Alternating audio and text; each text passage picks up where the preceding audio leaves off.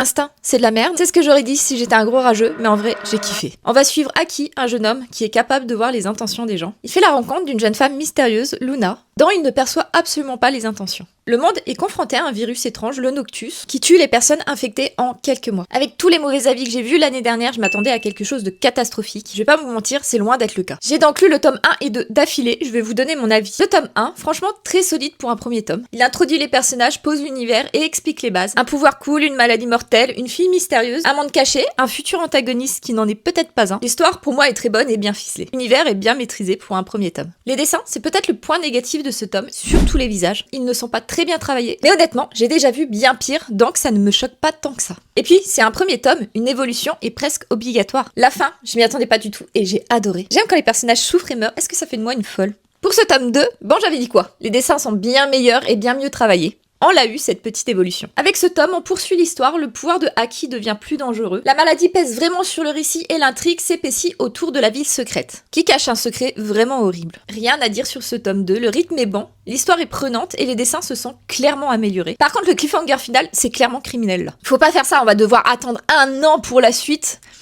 Ma patience est mise à rude épreuve. Je vais mourir d'impatience. Pour ceux qui l'ont lu, vous savez. S'il te plaît, Charles, dessine-nous ça vite. Et toi, dis-moi en commentaire ce que tu as pensé de ce manga.